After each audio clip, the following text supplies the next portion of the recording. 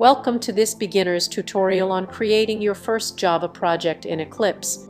In this tutorial, we will go over the step-by-step process of creating a Java project, creating a class, and running your Java code in Eclipse.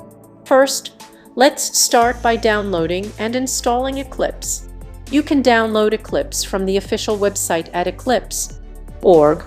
Once you have downloaded and installed Eclipse, you can launch it and start creating your first Java project. Step 1. Creating a Java project in Eclipse. To create a new Java project in Eclipse, follow these steps. 1. Open Eclipse and select File New Java Project. 2. In the New Java Project dialog box, enter a name for your project and choose a workspace where you want to save your project. 3. Click on the Finish button to create your project. Step 2. Creating a class in Eclipse. After creating your project, you need to create a class in your project to write your Java code.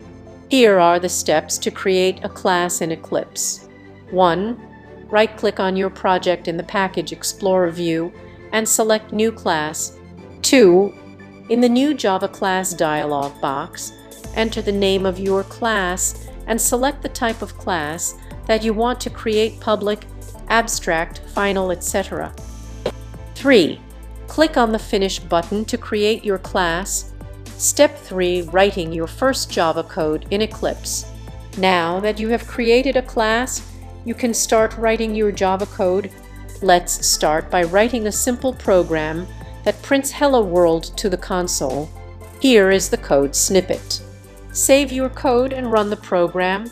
Finally, to run your Java code in Eclipse, follow these steps. 1.